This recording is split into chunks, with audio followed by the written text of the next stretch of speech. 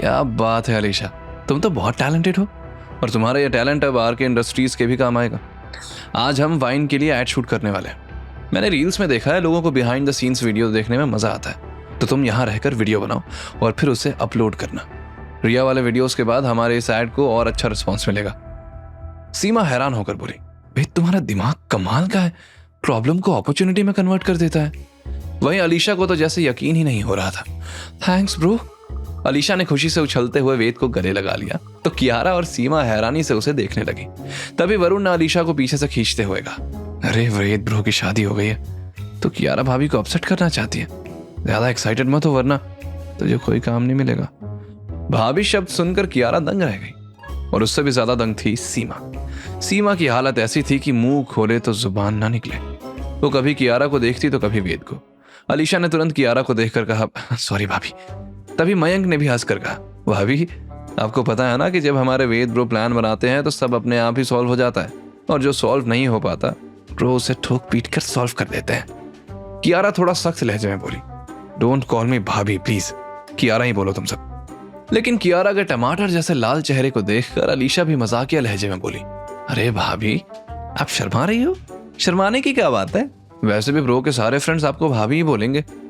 वहीं सीमा ने अपने आप को जोर से पिंच किया और फिर कियारा की तरफ देखकर हकलाते हुए बोली, मैम वेद और आप मतलब आप और वेद हस्बैंड वाइफ? सीमा बेचारी बड़ी मुश्किल से इतना ही बोल पाई। तब कियारा ने गहरी सांस लेकर हाँ में सर हिलाया और बोली, ये बात इस केबिन के बाहर नहीं जानी चाहिए। तब सीमा ने हैरानी से वेद की तरफ देखा। वेद किसी भी हाल में कियारा के लायक नहीं दिखता था, ना उसके कपड़े और ना ही क्वालिफिकेशन। लेकिन यह बात सच थी कि कंपनी की कई सारी प्रॉब्लम्स वेद ने अपने दम पर हल की थी। सीमा को अब वो सारे इंसिडेंट्स याद आ रहे थे जहां उसने वेद की इंसल्ट की थी। वो घबरा कर बोली, वेद सर आई एम सॉरी, वो मुझे। वेद ने उसकी तरफ देखकर मुस्कुराते हुए कहा, मैं कंपनी में कियारा का असिस्टेंट हूं, इसलिए सर नहीं, सिर्फ वेद बोलो। उसने फिर सीरियस होकर कहा, चलो अब काम की बात करते हैं। अलीशा जाओ अपनी टीम के साथ काम पर लग जाओ और जितना जल्दी हो सके ये काम पूरा करना है। वरुण और मयंक तुम दोनों मेरे साथ आओ। अलीशा तुरंत बाहर गई और अपनी टीम के साथ बैठकर काम शुरू कर दिया।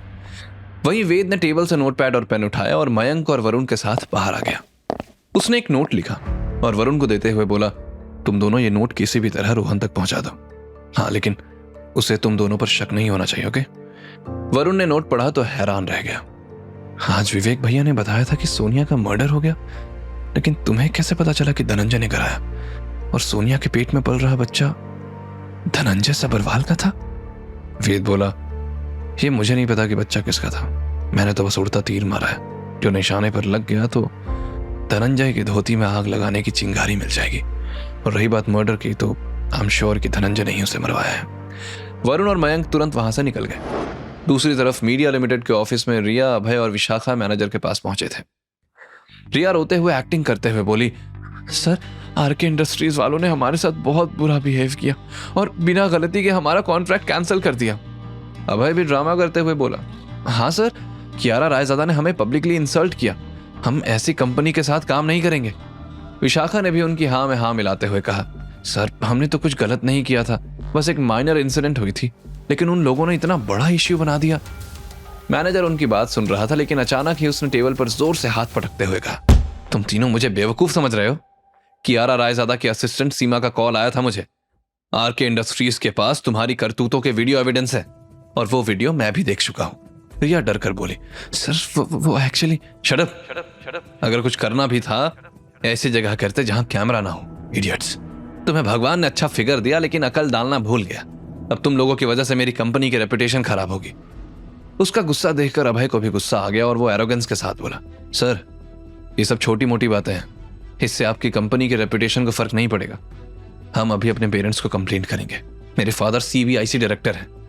रिया भी अकड़ के साथ बोली, और मेरी माँ न्यूज चैनल की ओनर है। आरके इंडस्ट्रीज को सबक सिखाने में वो कोई कसर नहीं छोड़ेगी। ये सुनकर भी मैनेजर का गुस्सा शांत नहीं हुआ। उसने सख्त आवाज में वार्निंग दी, सुनो तुम दोनों, अगर तुम लोगों ने कोई भी गलत कदम उठाया तो तुम्हारा करियर हमेशा के लिए खत्म हो जाएगा, फिर तुम्हारे पेरेंट्स कुछ भी नहीं कर पाएंगे। मैनेजर ने आगे कहा, अब सिर्फ एक ही रास्ता है, तुम लोग वापस आरके इंडस्ट्रीज जाओगे और प्रॉपर अपोलोजाइज करोगे, फिर शायद वो कॉन्ट्रैक्ट रिस्टोर कर दें।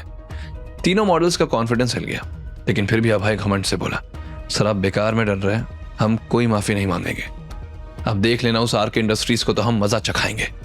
मैनेजर ने दांत पीसते हुए कहा, ठीक है, लेकिन अभी कंपनी से रिजाइन कर दो, मैं तुम्हें अपनी कंपनी में रखने का रिस्क नहीं ले सकता। यह सुनकर अभय तुरंत बोला, मुझे भी नहीं रहना आपकी कंपनी में, और उसकी आरा रायजादा को मैं देख लूंगा। वो गुस्से में पलटकर बाहर निकल गया और उसने तुरंत अपने डैड को कॉल किया। वहीं रिया और विशाखा भी कंपनी छोड़ने की बात कहकर बाहर आ गई, और अभय की तरह रिया ने भी अपनी मॉम को कॉल करके सब बता दिया। रिया की मॉम बोली, रिया तुम टेंशन मत लो, कियारा रायजादा को तो मैं बताती हूँ कि बेइज्जती क्या होती है। अभी उसके खिलाफ न्यूज बनेगी। कियारा रायजादा, आरके इंडस्ट्रीज की घमंडी एमडी ने किया इनोसेंट मॉडल्स पर अत्याचार, उन्हें दी करियर डुबाने की धमकी। रिया ने एक्साइटेड होकर कहा, वाह व्हाट ब्रिलियंट आइडिया मॉम। इधर अभय ने कॉल डिस्कनेक्ट किया और रिया और विशाखा से बोला, डैड ने हमें इससे भी बड़ी एंटरटेनमेंट कंपनी ज्वाइन करवाने की बात कर ली है, तुम लोग टेंशन मत लो, कोई हमारा करियर खत्म नहीं कर सकता। रिया और विशाखा ये सुनकर बहुत एक्साइटेड हो गई। इधर अलीशा ने अपना काम कर दिया था और आरके इंडस्ट्रीज में नई मॉडल्स भी आ गई थी और जल्द ही उनका एड शूट होने वाला था। तभी सीमा भागते हुए कैबिन में आई और कियारा से बोली, मैम प्रॉब्लम हो गई है, वो मीडिया चैनल में आपके खिलाफ अनाप शनाप बातें हो रही हैं। ये कहते हुए सीमा ने तुरंत टीवी ऑन किया और मीडिया चैनल लगाया। कियारा और वेद ने जैसे ही न्यूज देखी तुरंत समझ गए कि किसका काम है, लेकिन उनके चेहरे पर टेंशन के कोई भाव नहीं थे। ये देखकर सीमा बोली, आप लोग इतने शांत क्यों, कुछ करते क्यों नहीं? असल में वेद ने पहले ही इस सिचुएशन का काउंटर अटैक सोच रखा था, लेकिन जिस वक्त वो प्लान बता रहा था तब सीमा वहां नहीं थी। न्यूज चैनल पर लगातार कियारा के खिलाफ नेगेटिव न्यूज चल रही थी। रिया की मां मिसेस मल्होत्रा के न्यूज चैनल केटी न्यूज पर एंकर बार बार कियारा के खिलाफ न्यूज पढ़ रहा था और स्क्रीन पर हेडलाइंस चल रही थी, आरके इंडस्ट्रीज की एमडी कियारा रायजादा का घमंड से भरा बर्ताव, इनोसेंट मॉडल्स पर किया अत्याचार, कियारा रायजादा ने किया पावर का गलत इस्तेमाल। इस तरह की न्यूज देखकर सीमा घबराकर वेद की तरफ मुड़ी, जो आराम से अपनी कुर्सी पर किसी राजा की तरह बैठा हुआ था। वेद सर, ये क्या हो रहा है? देखो ये मीडिया कैसे मैडम और हमारी कंपनी की बैंड बजा रही है, कुछ तो करो सर। वेद के चेहरे पर एक मिस्टीरियस स्माइल थी। सीमा पेशेंस रखो, अभी थोड़ी देर में तुम्हें सब समझ में आ जाएगा। सीमा फ्रस्ट्रेटेड होकर बोली, अरे कैसे समझ आएगा, ये न्यूज चैनल वाले तो हमारी रेपुटेशन को मिट्टी में मिला रहे हैं। तभी कियारा के फोन की घंटी बजी। सीमा ने जब झांक कर स्क्रीन पर नाम देखा तो घबरा कर बोली, अब तो शेयर होल्डर्स के फोन आने शुरू हो गए हैं, मैम आप कॉल रिसीव ही मत कीजिए।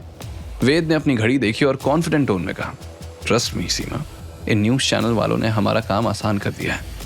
कभी कभी दुश्मनों को हराने के लिए पहले उन्हें कॉन्फिडेंस नहीं, एक्चुअली ओवर कॉन्फिडेंस देना पड़ता है, और ओवर कॉन्फिडेंट इंसान हमेशा गलती करता है। सीमा कंफ्यूजन में अपना माथा पकड़कर बैठ गई।